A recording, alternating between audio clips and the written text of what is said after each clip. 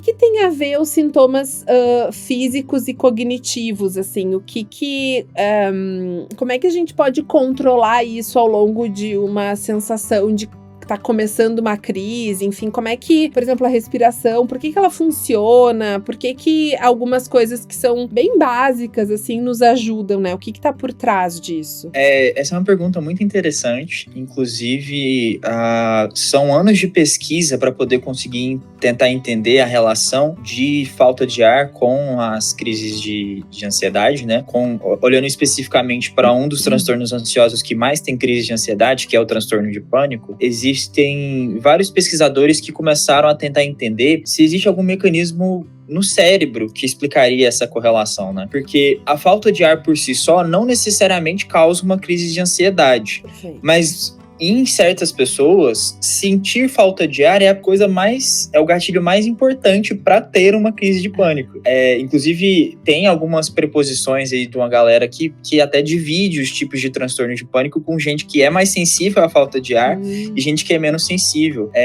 Eu tenho transtorno de pânico e eu sou um desses sensíveis à falta de ar. E eu sou asmático, então você imagina como é que é complicado. Uhum. É um super aprendizado conseguir separar a asma, né, da ansiedade. Exatamente, é muito complicado. Mas tem uns estudos interessantes, inclusive conduzidos aqui na USP de Ribeirão Preto, que é uma área muito forte de pesquisa em crise de ansiedade, que eles conseguiram encontrar o seguinte: existe uma área do cérebro que a gente chama de área cinzenta periaquedutal. É um nomezão, não é importante. Mas o importante é que essa área, ela é muito ativada por aquela que eu falei da amígdala. Então, quando a gente tem a experiência de medo, ela vai ativar essa outra área que eu falei. Só que essa área que eu falei, ela consegue regular, através de outras conexões, o ritmo de respiração.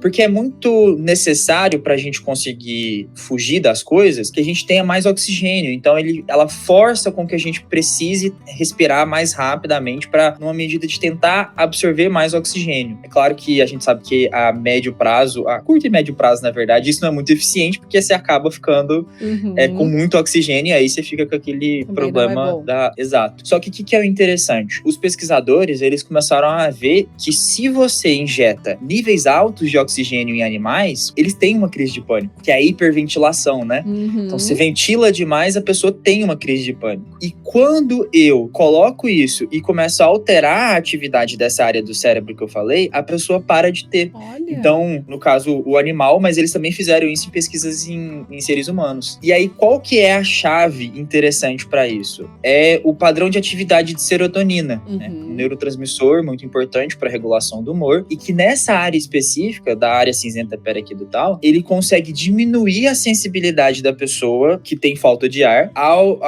surgimento da crise de ansiedade. Então, o que eles faziam? Eles pegavam pessoas, davam medicamentos que modificam a atividade de serotonina, tipo antidepressivos, faziam lá um tratamento por 1 mês, mais ou menos, e depois colocava eles para hiperventilar. Eles tinham muito menos crises do que pessoas que não estavam sendo tratadas. E isso foi sendo desenvolvido para a gente conseguir entender que a serotonina era muito importante para o transtorno de ansiedade. E é legal citar que essa pesquisa toda foi desenvolvida aqui na USP de Ribeirão Preto, aqui no Brasil. Que orgulho, né, dos nossos times de pesquisadores aí, teus colegas. Muito legal.